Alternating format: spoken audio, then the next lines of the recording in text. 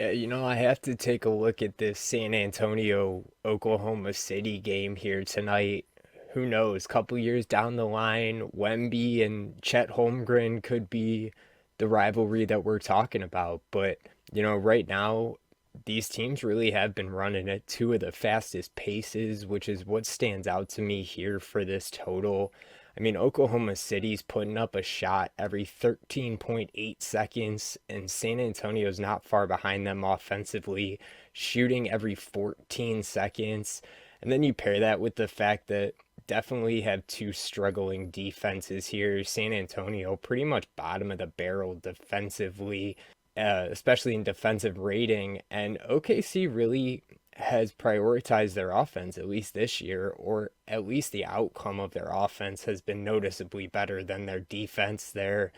And San Antonio, the thing that has stood out to me, despite their struggles on offense, is they've played one of the harder schedules in the league, especially when you look at opposing defenses that they've played. And now they match up with this Oklahoma City defense that, as I mentioned, isn't the worst in the league, but is going to be sitting below average and below that midpoint there. And Oklahoma City, they're putting up some quality offensive numbers. Holmgren looks good. The team looks good, offensively especially. And now they take on that San Antonio Spurs defense that, we really don't need to dive any deeper into with the amount of points that they've given up. But San Antonio 9-1 already over under this season in just 10 games, and Oklahoma City 23-8 over under at home with a total of 230 or higher, playing with this head coach as a team. I think there's going to be some extra push and extra motivation for this Spurs offense, especially for Wemby, like I mentioned, in what people are already viewing as a rivalry and their first their first matchup here in the NBA.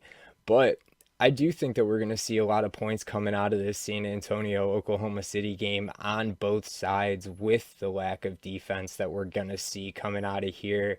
So I'm going up and over this total tonight in San Antonio and the Thunder.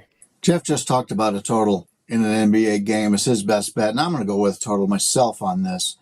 Dallas is playing New Orleans, and these two just met on Sunday. Dallas won that game 136 to 124. And if you look at the schedule today, a lot of the games are repeat games of teams that have just played each other recently.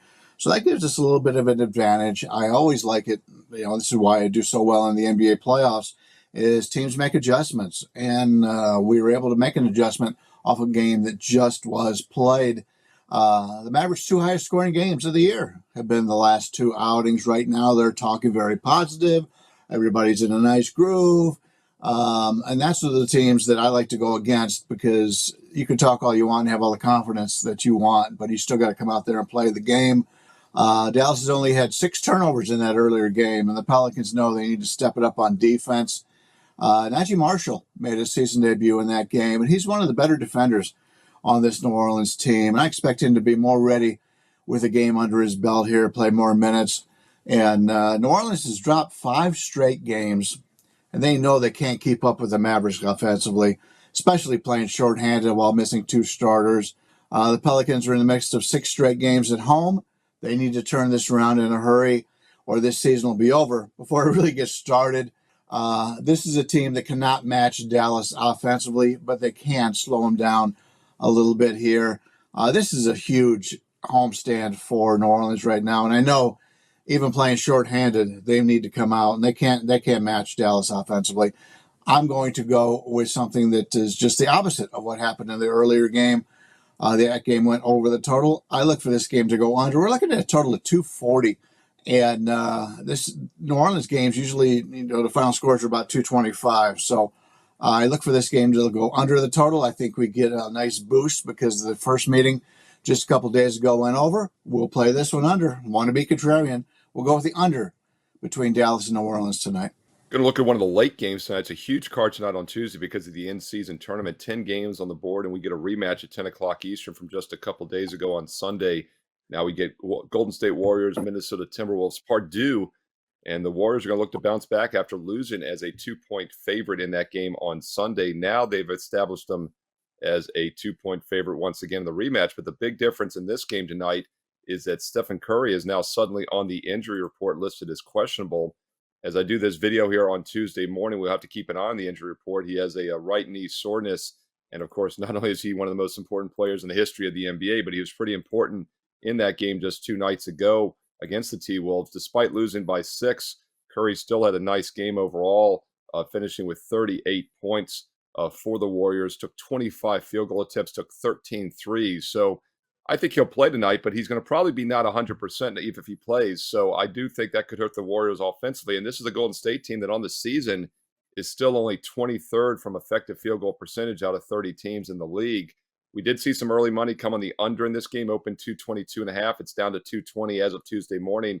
And I would agree with that move for a couple reasons. First of all, Curry's status being questionable is obviously a blow to the Warriors offensively. And I also think this Minnesota defense remains extremely underrated this season. In fact, if you look at defensive efficiency ratings, surprisingly, Minnesota Timberwolves are the number 1 defense in the NBA this year from defensive efficiency standpoint, and Golden State top 10 as well, ranking right now. Or actually, they're not top 10 right now. They're 11th. They fell a little bit recently, and that was because of that bad showing on Sunday in which they allowed the Minnesota Timberwolves to shoot 52.5% from the field.